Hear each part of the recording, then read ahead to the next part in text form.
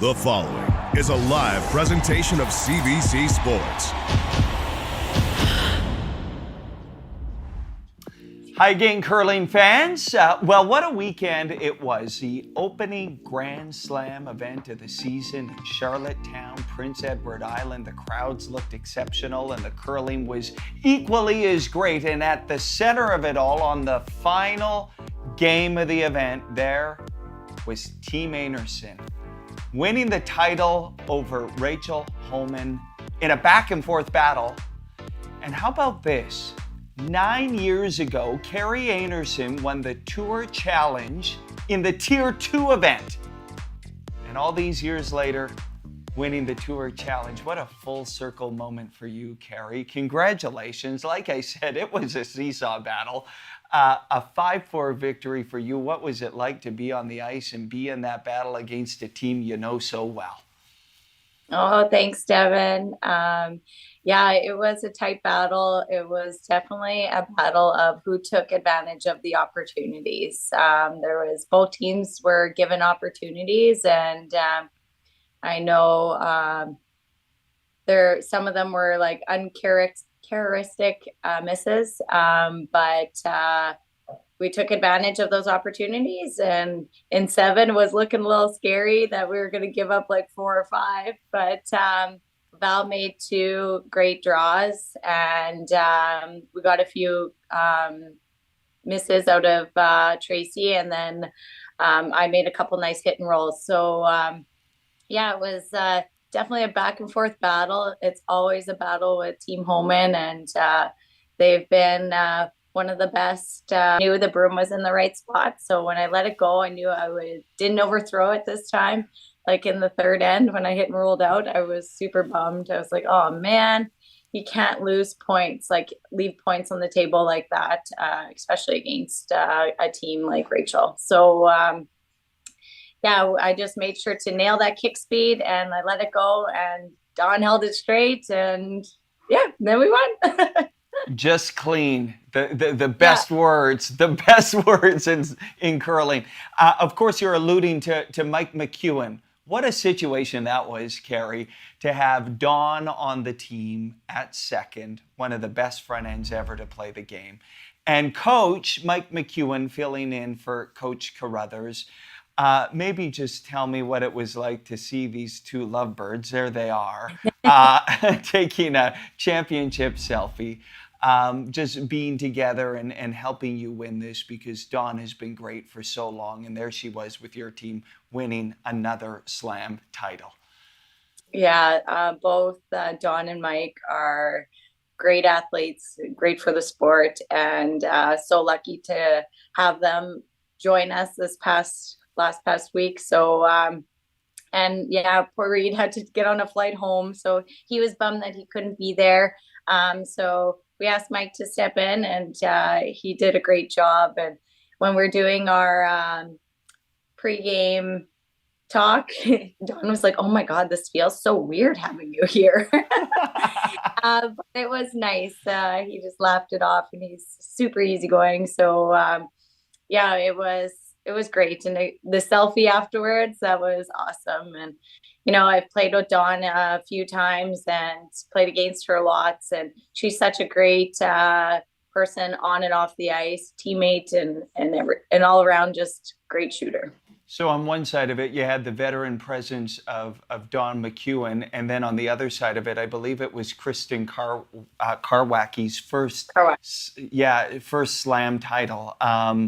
And obviously she posted about what it meant to her. How cool was that to see her experience this first?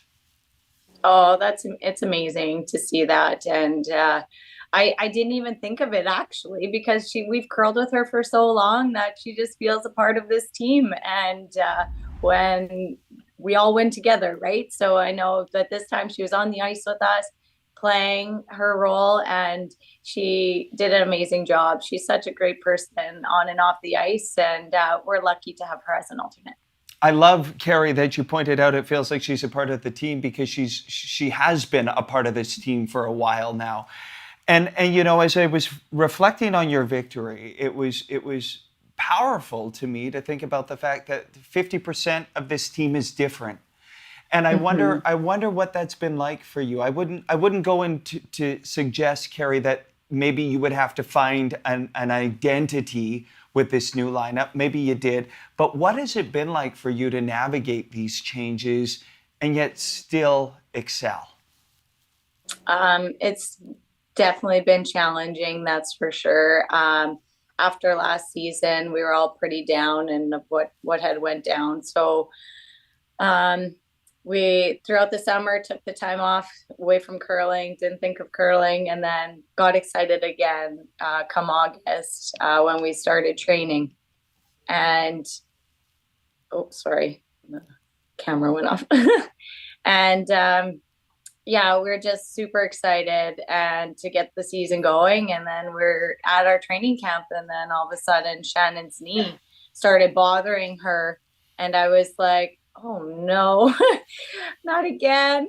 And when I thought things couldn't get worse, they got worse. And so then we were bummed again, played our first spiel with 3.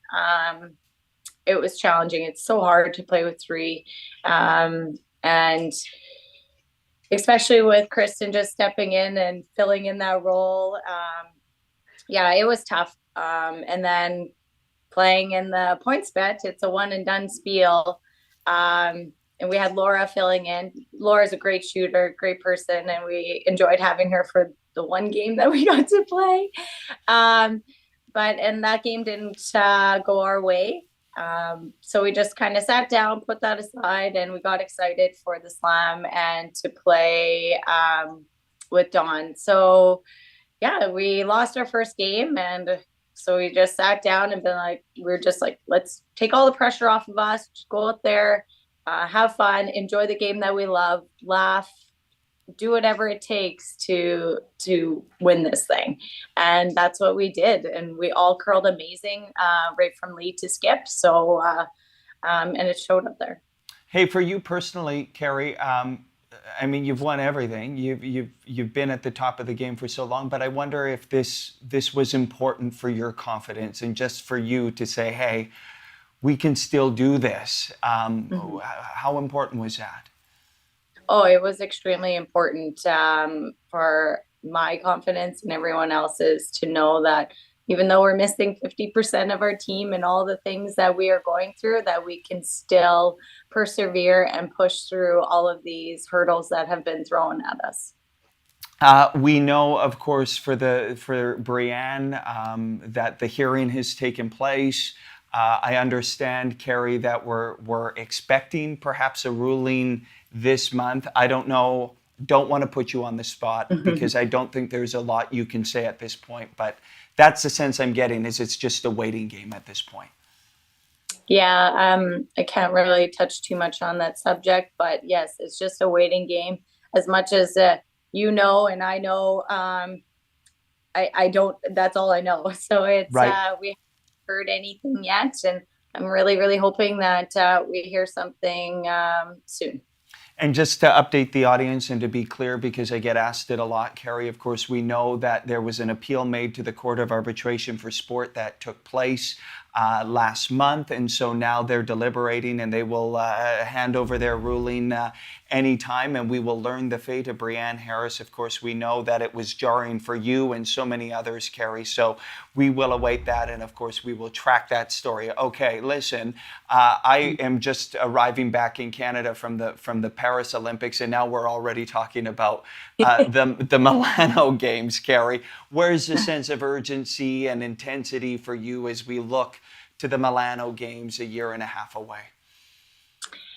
Yeah, it's because I don't know what it's going to look like. It's tough, but we're just taking it one spiel at a time right now and not looking too far ahead. We just want to focus on being consistent leading into that. Wonderful. One rock, one bonspiel at a time. What's next? I think we're going to see each other in Nisku. Is that right? Yes. Well, we have a training weekend this weekend in Saskatoon, actually. And then yeah, to kind of meet in the middle. Everyone's going to travel to Saskatoon, and Shannon's going to join us, and hopefully her knee's good and she can throw. So we're going to test it out. And then we go to Edmonton just before Nisku for a spiel there for the Grand Prix. Well, you know, I love talking about Saskatoon, my hometown. So I'll be home for Thanksgiving. So perhaps we'll see you in Saskatoon. But that being said, Kerri, what is your sense? I hear from you that Shannon is going to give it a try. Have you talked to Dawn, to Laura? Any of these permutations? Nisku's very close to Edmonton, where Laura is. So I imagine you're kind of contemplating and figuring out and navigating all of these plans as they develop. Yeah, we're just going to play it by ear and see what happens, see how she feels. I know she still has a couple weeks before we play, so but she's definitely going to keep us posted on anything, how she's feeling, and if she thinks she can or cannot do it. So she'll be open and honest with us. So let's hope that everything is good and Shannon can come back and join us. Well, we're all sending her good vibes, good healing vibes, and we hope to see Shannon back with you. Hey, Kerri, congratulations back in the winner's circle. It was beautiful to watch. Always appreciate you making time, and we'll continue to track all of the updates from your team. You're providing curling fans a lot of drama. Let me tell you that, Kerri. Yeah. So always appreciate you, the great skip from Gimli, Manitoba, Kerri Einarson. Congratulations again. Oh, thank you so much. And thanks again for having me.